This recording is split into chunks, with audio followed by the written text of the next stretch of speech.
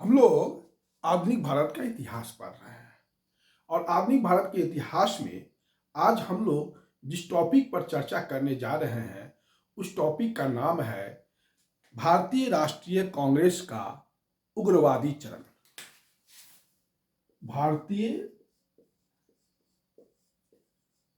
राष्ट्रीय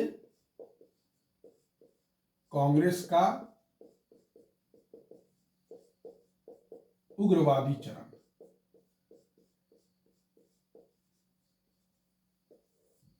इसको हम लोग नौ राष्ट्रवादी चरण भी कह सकते हैं, नौ राष्ट्रवादी चरण भी कह सकते हैं। आखिर उग्रवादी चरण की शुरुआत अगर हम देखें तो लगभग 1905 से लेके या 1919 ईस्वी तक बना रहा। कुल मिला के महात्मा गांधी का जब भारतीय राजनीति में प्रवेश होता है या 1919 ईस्वी तक की लीजिए, ठीक,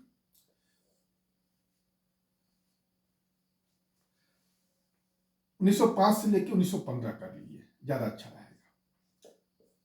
1905 से लेके 15 तक भारतीय राष्ट्रीय कांग्रेस का उग्रवादी चरण है या नौ राष्ट्रवादी चरण है। इसके पहले जो 1885 ईस्वी से 1905 ईस्वी का जो फेज था वो कांग्रेस का उदारवादी चरण था। और इस उदारवादी चरण को जो कांग्रेस के अंदर उग्रवादी नेता थे उन लोगों ने इनके उदारवादी तरीकों को राजनीतिक भिक्षावृत्ति की संज्ञा दी, राजनीतिक भिक्षावृत्ति की संज्ञा दी। और इन लोगों का कहना था उग्रवादी नेताओं को कि हमें आत्मनिर्भरता की ओर बढ़ना चाहिए, राष्ट्रीयता की ओर बढ़ना चाहिए, स्वाभिमान की ओर बढ़ना चाहिए, स्वशासन की ओर बढ़ना चाहिए, न कि राजनीतिक भिक्षावृत्ति की ओर बढ़ना चाहिए जो उदारवादी नेता अपनाते हैं। प्रार्थना की तरीका, लेख लिखते हैं, भाषण देते हैं, संवैधानिक तरीका का पालन करते हैं। तो इन नेताओं का, उग्रवादी नेताओं का कहना था कि जो उदारवादी नेता प्रार्थना लिखते हैं, लेख करते हैं, भाषण देते हैं, उसको छोड़ के जो राजनीतिक भिक्षावृत्ति है उसको छोड़ना होगा और आत्मनिर्भरता की ओर बढ़ना होगा। और इसमें जो है तिलक जो है, बाल गंगाधर तिलक, कह सकते हैं कि बाल गंगाधर तिलक का इसमें बहुत बड़ा योगदान था कि भारतीय राष्ट्रीय कांग्रेस को की जो राजनीतिक भिक्षावृत्ति की जो पद्धति थी उससे जो है भारतीय राजनीति को उग्रवादी चरण की ओर मोड़ना, आत्मनिर्भरता की ओर बढ़ाना, राष्ट्रीयता की ओर बढ़ाना, इसमें बाल गंगाधर तिलक का बहुत बड़ा योगदान है। ये ऐसे मात्र व्यक्ति थे। बाल गंगाधर तिलक के बारे में हम चर्चा करेंगे, लेकिन अभी हम यह बताना चाहते हैं कि आखिर उग्रवादी चरण की भारतीय राष्ट्रीय कांग्रेस में शुरुआत कैसे हुई, उसे क्या कारण थे। तो जो उदारवादी जो नेता थे भारतीय राष्ट्रीय कांग्रेस के, वो ब्रिटिश सरकार की न्यायप्रियता में बहुत विश्वास करते थे, ब्रिटिश सरकार की न्यायप्रियता में बहुत विश्वास करते थे। इन लोगों का कहना था कि ब्रिटिश सरकार अपने शासन के अंदर हमें स्वशासन दे दे, और ये उनकी कार्य प्रणाली से काफी खुश थे। लेकिन 1885 से लेके, और हम यह कह सकते हैं कि ऐसा कोई भी काम ब्रिटिश सरकार ने भारत में नहीं किया जो इन उदारवादियों को जो है कि मांगों के अनुरूप हो। और धीरे धीरे कांग्रेस के अंदर एक उग्रपंथी तबका जन्म लिया जो कांग्रेस की जो पद्धति थी भिक्षावृत्ति की वह से नफरत करने लगा, जिसमें तीन आदमी बहुत इंपॉर्टेंट थे, लाला लाजपत राय, बाल गंगाधर तिलक, बिपिन चंद्र पाल और अरविंद घोष। ये काफी इंपॉर्टेंट पर्सनालिटी थे उग्रवादी नेताओं के। इन लोगों ने कहा कि नहीं, ऐसे काम नहीं चलेगा, ये जो तरीका है प्रार्थना पत्र, स्मरण पत्र, इस सबसे काम नहीं चलेगा, अब हम लोगों को अपना तरीका बदलना पड़ेगा। बाल गंगाधर तिलक का भी मैंने चर्चा किया है कि राजनीति भिक्षावृत्ति से अब काम नहीं चलेगा, अब जो है हमें अपना तरीका बदलना पड़ेगा। तो ऐसा हुआ कि ब्रिटिश इन नेताओं को ब्रिटिश सरकार के अंदर कुछ नहीं मिला, तो राजनीतिक निराशा आ गई, और राजनीतिक निराशा जो है इन जो उग्रवादी नेताओं को बल प्रदान किया, और जो है कांग्रेस के अंदर उग्रवादी नेता मजबूत होने लगे। दूसरा है हिंदू धर्म का जो है काफी बल दिया गया, हिंदू धर्म पर काफी बल दिया गया। हिंदू धर्म का बल ये है कि इस समय जैसे स्वामी विवेकानंद हुए या दयानंद सरस्वती हुए, इन लोगों ने भारतीय हिंदू संस्कृति का काफी महिमा मंडन किया, और जो उदारवादी नेता थे वो पाश्चात्य शिक्षा और संस्कृति को काफी बेहतर मानते थे। लेकिन जो नए नेता थे, जो उग्रवादी नेता थे, कहते ये स्वामी विवेकानंद और दयानंद सरस्वती की शिक्षा से काफी प्रभावित थे, और इन्होंने, जैसे कि अरविंद घोष का कहना था, अरविंद घोष ने कहा कि हमारा लक्ष्य स्वतंत्रता प्राप्ति है, और स्वतंत्रता हमें हिंदू धर्म को अपनाने से ही मिलेगा। एनी बेसेंट का कहना था कि पश्चिमी संस्कृति से बेहतर भारतीय संस्कृति है या धर्म है, हिंदू धर्म है। एनी बेसेंट का कहना था कि पश्चिमी संस्कृति और पश्चिमी धर्म से बेहतर हिंदू संस्कृति और हिंदू धर्म है। तो ये जो हिंदू धर्म का पुनः उत्थान हुआ, और जो परंपरागत जो उदारवादी नेता थे वो विश्वास करते थे कि नहीं, पश्चिमी सभ्यता और संस्कृति बेहतर है। तो ये इस सब चीजों से इनका एक अलगाव हुआ।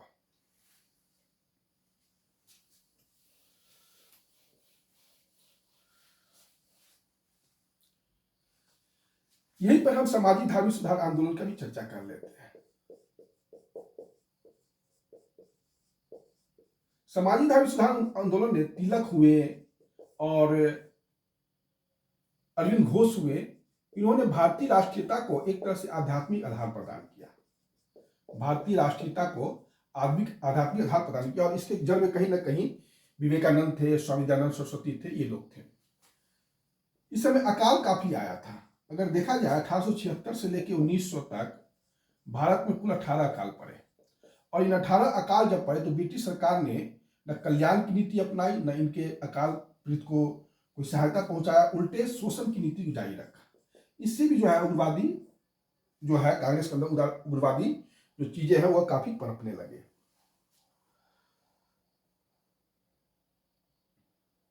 लॉर्ड कर्जन भारत का वायसराय बनकर आया था 1899 में, और उसने आते ही जो है कुछ ऐसे काम किए कि उग्रवादियों को जो है अपना हौसला और बुलंद हो गया अपने, जैसे कि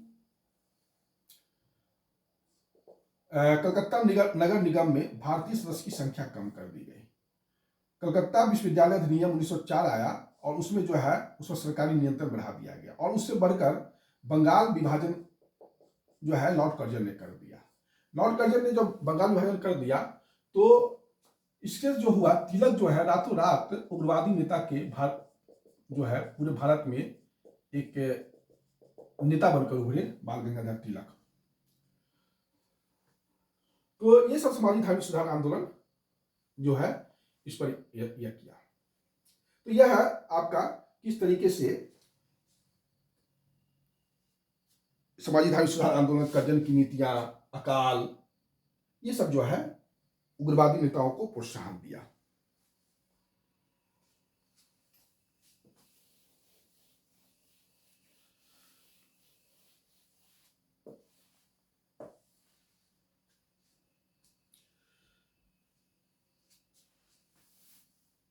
अगर हम उदारवादी और उग्रवादी में इनकी कार्य पद्धति में कुछ तुलना करेंगे तो हम कुछ निष्कर्ष पर पहुंचते हैं। उग्रवादी और उदारवादी में, उदारवादी जो थे वह उच्च वर्ग के थे, मध्य वर्ग के थे, शिक्षित वर्ग के थे और शहरी वर्ग के थे उदारवादी नेता। लेकिन उग्रवादी जो नेता थे वो निम्न मध्य वर्ग के थे, छात्र थे, युवा थे,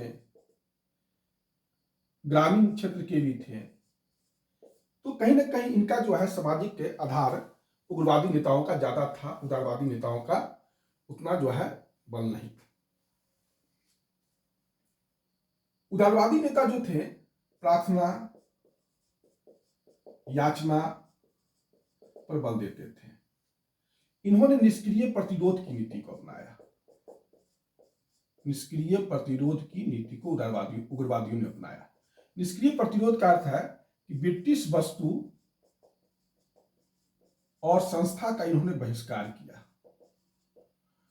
और स्वदेशी पर बल दिया। स्वदेशी पर बल दिया।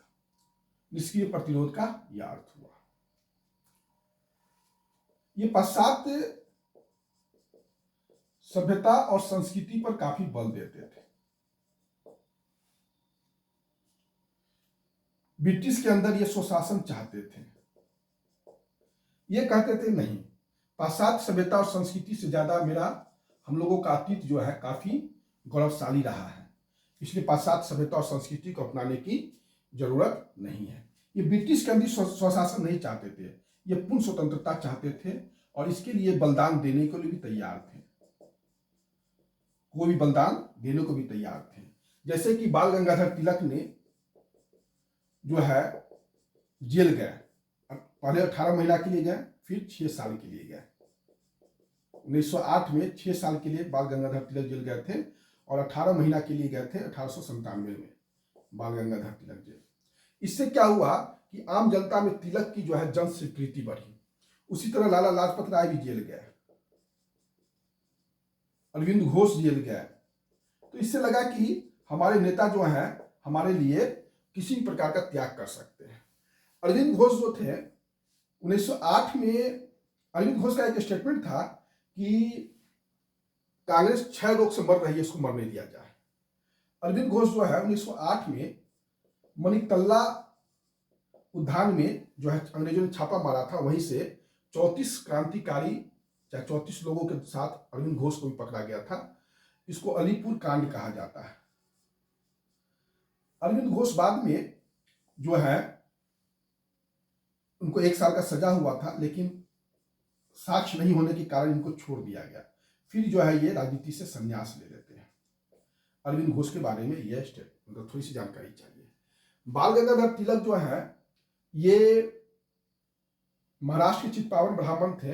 1856 ईस्वी में इनका जन्म हुआ था रत्नागिरी में, महाराष्ट्र में। और इन्होंने 1893 में शिवाजी महोत्सव शुरू किया था, और गणेश महोत्सव। 1896 में इन्होंने शिवाजी महोत्सव शुरू किया और 1896 में ही इन्होंने कर विरोधी आंदोलन शुरू किया था महाराष्ट्र में। इसी आंदोलन के दौरान ये 1897 में जेल चले गए थे 18 महीने के लिए। फिर तिलक के कहने पर ही चापेकर बंधु थे महाराष्ट्र में। चापेकर बंधु 2 भाई थे, दामोदर चापेकर और बालकृष्ण चापेकर। इन्होंने पुणे के प्लेग कमिश्नर रैंड की हत्या करने का प्रयास किया, लेकिन मारे गए अरेस्ट। यह 1897 की घटना है। चापेकर बंधु हिंदू धर्म सभा से जुड़े हुए थे। तिलक जो है उन्होंने शिवाजी महोत्सव या गणेश महोत्सव शुरू किया, तो इसका अर्थ यह नहीं था कि संप्रदायवादी थे। संप्रदायवादी थे ये कहीं ना कहीं जो है जनता में जन जागरूकता लाना चाहते थे। इनका उद्देश्य क्या था? जनता में जन जागरूकता लाना चाहते थे। इसलिए इन्होंने अखाड़ा क्लब का स्थापना किया, गौ रक्षा समिति का संघ का स्थापना किया, लाठी क्लब का स्थापना किया बाल गंगाधर तिलक ने। तो बाल गंगाधर तिलक ये कहना कि संप्रदायवादी थे, नहीं थे। वह आम जनता में जन जागरूकता लाना चाहते थे, राष्ट्र के प्रति प्रेम लाना चाहते थे। इसलिए जो है उन्होंने शिवाजी महोत्सव या गणपति महोत्सव, शिवाजी महोत्सव या गणेश महोत्सव शुरू किया था। इसका सबसे बड़ा प्रमाण है जब वो 1 अगस्त 1920 को मरे थे, डेथ किए थे, तो उनके शव को कंधा देने के लिए महात्मा गांधी आगे आए। मौलाना शौकत अली आ गया है, और सैफुद्दीन किचलू। जब 1 अगस्त 1920 को बाल गंगाधर तिलक की मृत्यु हुई तो महात्मा गांधी ने उनके शव को कंधा दिया, मौलाना शौकत अली ने दिया, सैफुद्दीन किचलू ने उनके शव को कंधा दिया, और हसरत मोहानी ने उनका शोक संदेश पढ़ा, तिलक का शोक संदेश पढ़ा। तो यह कहना कि तिलक संप्रदायवादी थे, अगर संप्रदायवादी होते तो मौलाना शौकत अली, सैफुद्दीन किचलू उनका शव नहीं उठाते, और हसरत मोहानी उनका जो है शोक संदेश नहीं पढ़ते। तो यह कहना कि तिलक संप्रदायवादी थे, यह नितांत गलत बात है। लेकिन उग्रवाद के उदय से एक घाटा तो जरूर हुआ। उस समय के तत्कालीन जो मुसलमान युवा वर्ग थे वो राष्ट्रीय कांग्रेस से दूर होते चले गए, क्योंकि ये उग्रवादी नेता कहीं ना कहीं हिंदू अतीत पर बल देते थे, धार्मिक प्रतीक का सहारा लेते थे। तो इससे इन मुसलमानों में संदेह हुआ, और ये धीरे धीरे भारतीय राष्ट्रीय कांग्रेस से जो युवा मुसलमान थे दूर होने लगे। इसका उग्रवादी नेताओं से यह जरूर हुआ, लेकिन इसमें उग्रवादी नेताओं का दोष नहीं है, ये समझने की भूल थी। और भारतीय राष्ट्रीय कांग्रेस में फूट भी पड़ गया। फिर 1907 में जो है सूरत में भारतीय राष्ट्रीय कांग्रेस में विभाजन हो गया, यह भी इसका एक ड्रॉबैक्स है, लेकिन इसके योगदान को हम कम नहीं आंक सकते हैं। अब जो है भारतीय राष्ट्रीय कांग्रेस जो पहले उच्च वर्ग और मध्य वर्ग, शिक्षित वर्ग, डॉक्टर, इंजीनियर तक सीमित थी, अब उसमें छात्र, युवा, ग्रामीण वर्ग, अशिक्षित वर्ग, जनसाधारण सभी भाग लेने लगे। दूसरी बात कि जो है इन लोगों ने हिंदू जैसे कि पाश्चात्य सभ्यता और संस्कृति को श्रेष्ठ मानने से इनकार कर दिया, और यह दमखम दिखाया कि भारत में एक से एक बढ़कर गणराज्य थे, और गणराज्य के गौरवशाली इतिहास को जो है अंग्रेजों के सामने रखा। तो ऐसी बात नहीं, इन लोगों ने बढ़ चढ़ कर जो है, और इन लोगों ने प्रार्थना, प्रतिवेदन इस सब को छोड़ दिया, कहा कि हमें ब्रिटिश सरकार के अंदर स्वशासन की कोई आवश्यकता नहीं है, हम जो है स्वशासन जो है लड़ कर लेंगे, हम अधिकार जो है अपना लड़ कर लेंगे, बलिदान से प्राप्त करेंगे। और इन्होंने अपना व्यक्तिगत बलिदान भी बढ़ाया। तो ये सब बात है। दूसरी बात ये भी है कि थोड़ा सा व्यक्तित्व का भी टकराहट हो गया। जैसे जी के आगरकर थे, वो पहले तिलक गुट में थे, लेकिन बाद में चले गए वो गोपाल कृष्ण गोखले के गुट में, जो गोपाल कृष्ण गोखले गांधी जी के राजनीतिक गुरु थे। तो गोपाल जी के जो राजनीतिक गुरु थे गोपाल कृष्ण गोखले, ये साध्य और साधन की पवित्रता पर बल देते थे, और कहते थे कि कोई भी जो बड़ा काम होता है वो जल्दबाजी में नहीं हो सकता है, उसके लिए प्रोसेस होता है। तो उदारवादी नेता थे, उनका अपना सोच था। वो भारतीय राष्ट्रीय कांग्रेस में 1889 में आए थे, लेकिन महात्मा गांधी के राजनीतिक गुरु गोपाल कृष्ण गोखले जरूर थे, लेकिन अगर कांग्रेस को जनसाधारण का पार्टी बनाने का श्रेय अगर किसी को जाता है तो वो तिलक को ही जाता है, और इस मामले में तिलक जो है महात्मा गांधी के गुरु कहलाएंगे। तो ये सब थोड़ा सा आप लोग ध्यान रखिएगा। दूसरा जो इंपॉर्टेंट बात है, थोड़ा सा हम लाला लाजपत राय के बारे में थोड़ा चाह रहे हैं कि ये प्रमुख जो है उग्रवादी नेता थे। लाला लाजपत राय पंजाब केसरी कहलाते हैं और शेरे पंजाब कहलाते हैं। इन्होंने मैजनी से काफी, इटली के एक राष्ट्रवादी नेता थे मैजनी, उससे काफी प्रभावित थे, और मैजनी को ही अपना गुरु मानते थे लाला लाजपत राय। मैजनी की किताब थी द ड्यूटी ऑफ मैन का इन्होंने उर्दू अनुवाद किया था। 1907 में इनको जो है अमेरिका भागना पड़ गया 6 महीना के लिए।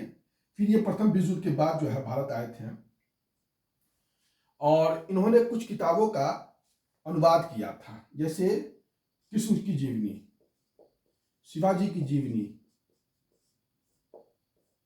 गैरिबाल्डी की जीवनी, मैजनी की जीवनी, ये सब का इन्होंने अनुवाद किया था। और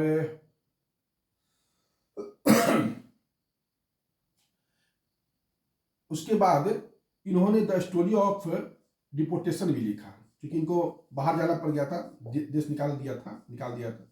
तो स्टोरी ऑफ डिपोर्टेशन भी लिखा था इन्होंने। और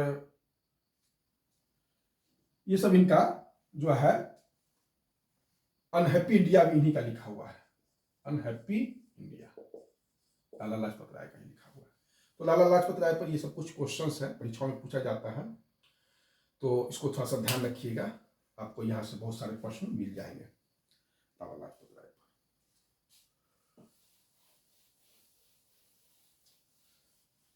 आज का वीडियो इतना ही रहने दीजिए। हाँ, और भी कुछ, हाँ, मिस्टर रैंड की जो हत्या चापेकर बंधु ने किया था, यह भारत का पहला राजनीतिक हत्या है। फिर से सुन लीजिए, मिस्टर चापेकर बंधु ने जो पुणे के प्लेग कमिश्नर को मारने का कोशिश किया था, जिसका नाम मिस्टर रैंड था, लेकिन मारे गए थे अरेस्ट, तो यह भारत का पहला राजनीतिक हत्या है। इसको थोड़ा सा ध्यान में रखेंगे।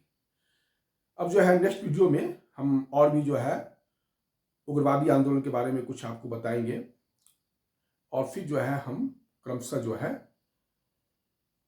बंगाल विभाजन की ओर बढ़ेंगे। ठीक है, इसके साथ नया वीडियो फिर से प्रस्तुत करेंगे। धन्यवाद।